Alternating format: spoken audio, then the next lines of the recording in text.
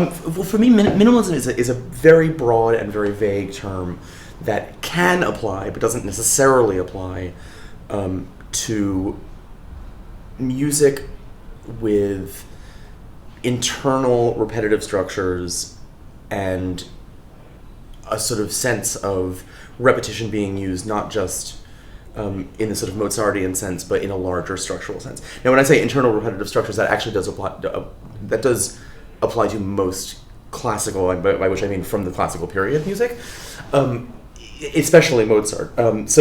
For me, the distinction is that minimalism tends to, again, in its classic sense, unfold over time.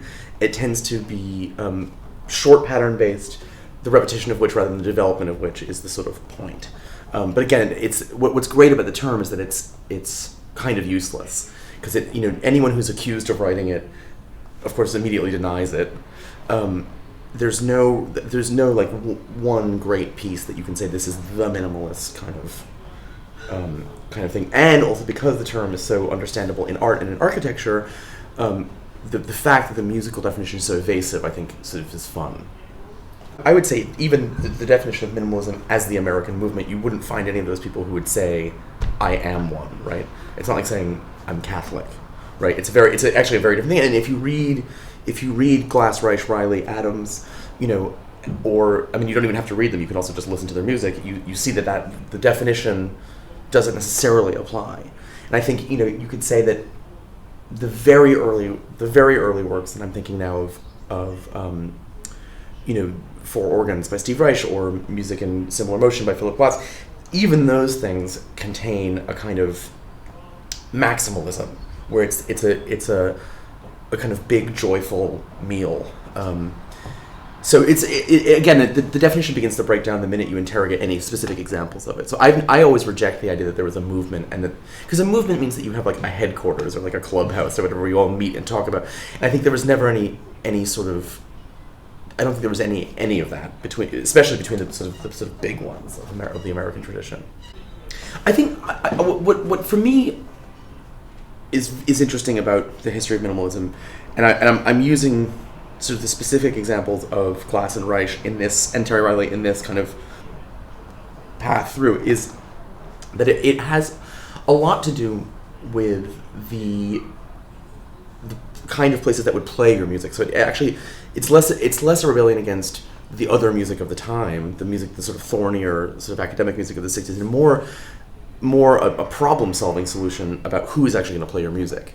And the sense was that the sort of the academy would perform its own music, and so the sort of very highly trained musicians that's the music they would play. They would play the sort of composer as specialist music, the sort of Babbitt and Carter. And the minimalists said, well, okay, you're obviously not going to play my weird thing, so we'll just figure it out on our own, and we're not, and the money will come from a different place, and the space in which it's performed will come from a different place. So it's fabulous to see that it's kind of reversed a little, or not even reversed, but now you can kind of go and see music in 12 parts in a concert hall and not in someone's house, right? This is probably a good thing, but it's important to kind of remember that those things were originally designed, at least in the States, as sort of communal performance thing. I was born in 1981, and I feel like that a great example of that kind of year that's the year that you have Tehillim by Reich and Koyaanisqatsi Glass. It was a kind of time of a great opening up, and I think it was a sort of mainstreaming of a lot of the older minimalist composers. But also there was this moment where it felt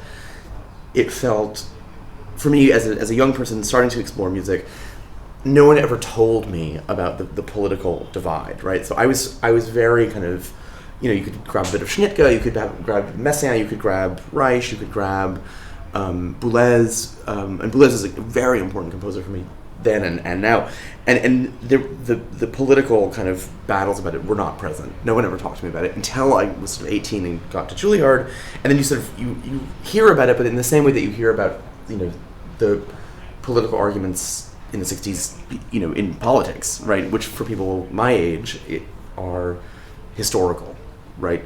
They're not kind of viscerally felt. So I never felt that thing of I have to get out of here. I have to change. John Adams' music has changed enormously, not just in what we would say as an outwardly perceptible style, but also in how it's constructed, what the sort of instrumental obsessions, what the how the orchestra functions in it, how electronics function in it, and it's a constant development since since the beginning, and it's been this musical landscape in very constant movement.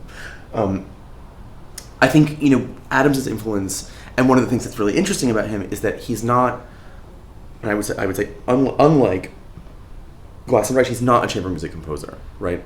I think the work of his that's the most kind of that speaks the most, and that is a more kind of three-dimensional artistic statement is the operas and orchestra pieces, both of which are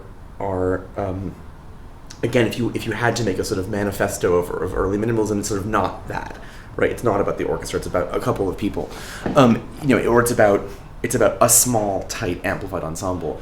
But with Adams, you see even within the orchestra this slow sort of swapping out of certain instruments for others, and almost a timbral experimentation. So now he has these operas, these biblical operas have these three countertenors as a kind of sound world, and then there's recorders, and there's a dulcimer, and there's a taiko drum, and things are kind of expanding out.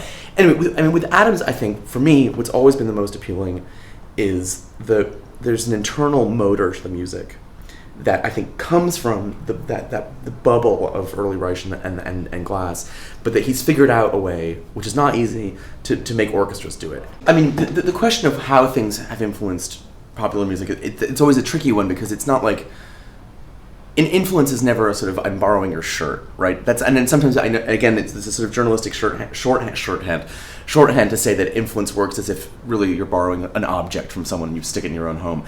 In a sense, I think that it's less influence and more a mutual understanding about how rhythm works and a rhythmic core. I mean, a great example, I think, is the band The National. They have these two guitarists who happen to be twins who do these interlocking patterns that for me, and I think also for them, comes very explicitly out of the way that small patterns build up in early Reich, right? The way that they build up in Music for 18 Musicians, but even as recently as like Nagoya marimbas, that kind of interlocking work. And I don't think it's a case that anything is stolen from anyone else, but it's like we are two guitarists and the guitar works in this way, and when you put two of them next to each other, these are the kind of resultant patterns, right? Resultant patterns being a sort of early Reich obsession. So that I think is one thing. I think the other thing is that there's a kind of what's interesting and what's always kind of intrigued me about the tonal language of early minimalism is that it was simple but also luxurious in a way. And I always think of the first chord of the first part of Music in 12 Parts, the Philip Glass, is this unbelievably lush kind of Sibelian thing, and it's the complete antithesis to the sort of arid landscape of the academic music of the time, where not only is there a regular rhythmic footprint, albeit one that changes and you can't quite see what it's doing, but you appreciate the regularity, but there's also this kind of the luxury of the harmony. It's the same thing with Music for 18 Musicians, right? Those chords are delicious, and so it's not minimalism again in that sense of withholding, which I think again in art you find, right, where it's like, no, I'm just gonna have one thing, or in sort of brutalism where you say this is the line, right? This is like that's like a line but made out of cashmere, right? It's a kind of a tactile luxury. I'm Nico Muhly. I've written a piece for Fretwork, which will be premiered at King's Place on February the 5th of 2015.